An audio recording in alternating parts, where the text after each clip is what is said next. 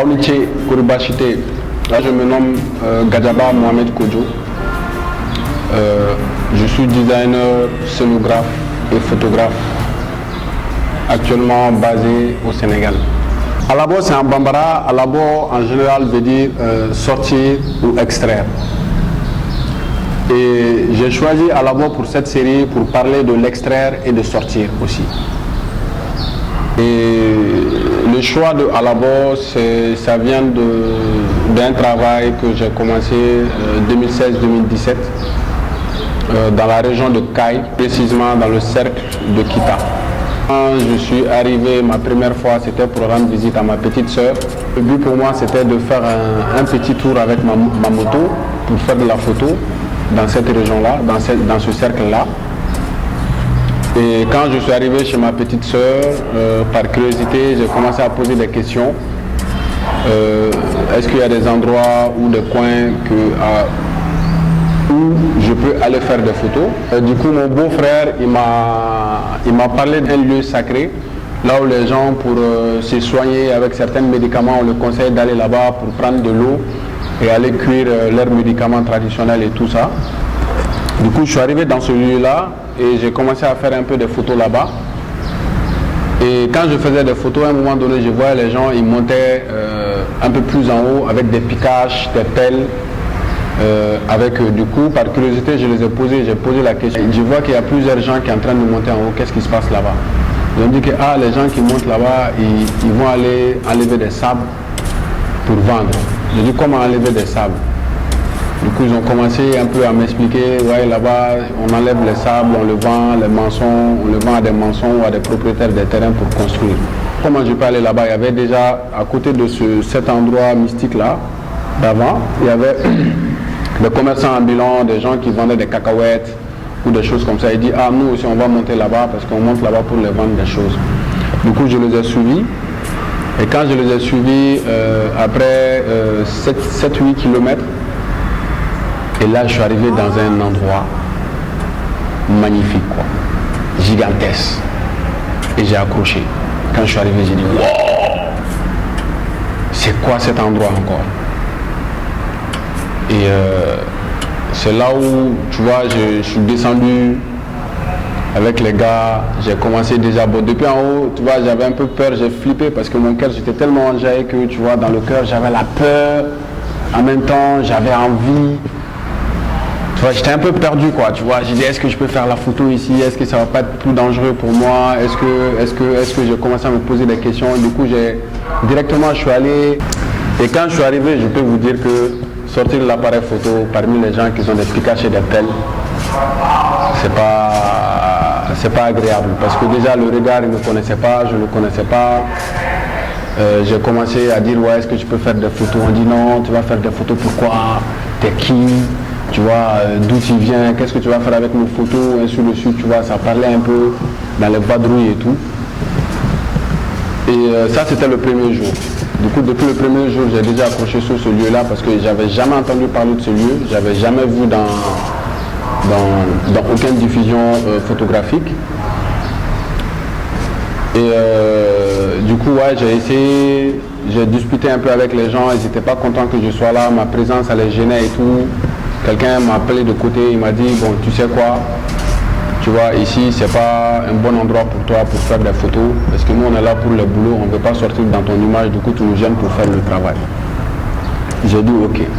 Mais je suis retourné à la maison. Du coup, mon voyage de 3 jours, j'ai fait 2 semaines, tu vois, sur ce lieu, de voir comment je peux m'adapter, trouver un lien et tout ça. Jusqu'à ce que je rencontre un certain gars qui s'appelle Paul, qu'on appelle communalement sorcier.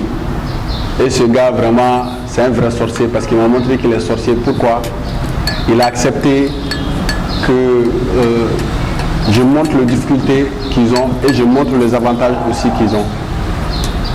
Et par Paul, vraiment, j'ai pu adhérer à la communauté des gens qui travaillent là-bas.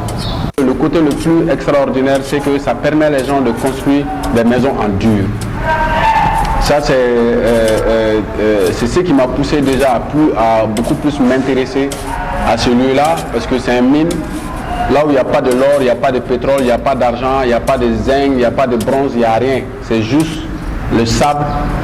Et que aujourd'hui, c'est une ville de 32 000 habitants. Et toute la ville est construite par le sable qui sont extraits de là-bas. Et aujourd'hui, j'ai décidé de montrer ce travail-là parce qu'on ignore l'existence de cet endroit-là.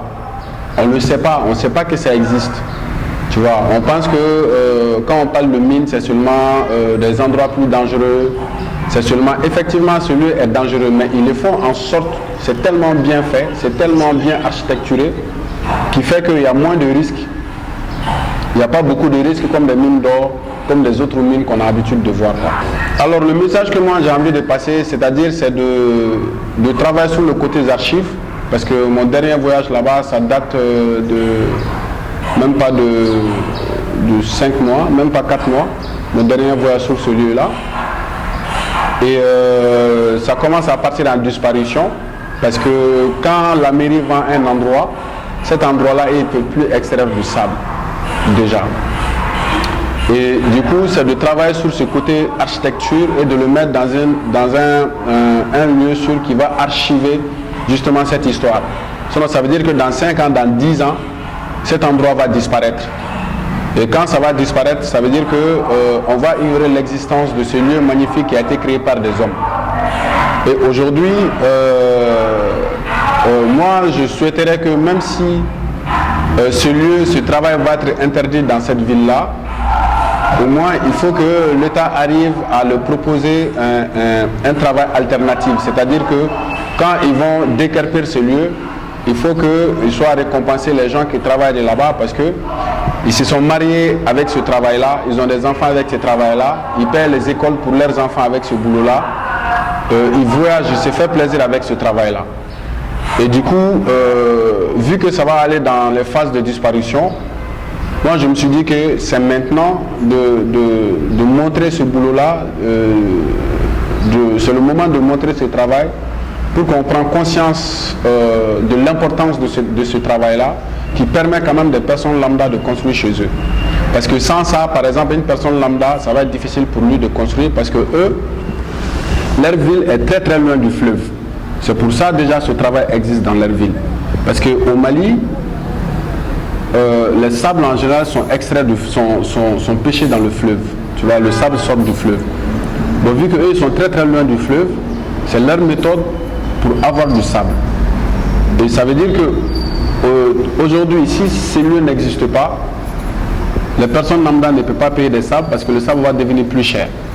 Par exemple, pour avoir un 8 mètres cubes dans ce lieu-là, ça va te coûter 25 000, 30 000.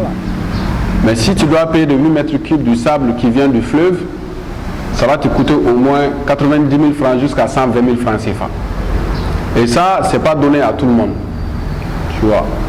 Et du coup, ce travail-là, justement, c'est essayer déjà de garder une partie dans l'histoire de ce lieu-là. Et aussi de dire que, voilà, il y a des gens qui font des travaux nobles, sincères et clairs, et qui vont perdre aussi leur travail. Et quand ils vont perdre leur travail, ça va être très difficile pour eux, que ce soit leur famille et leurs proches, qui vont avoir des difficultés à avoir une vie meilleure.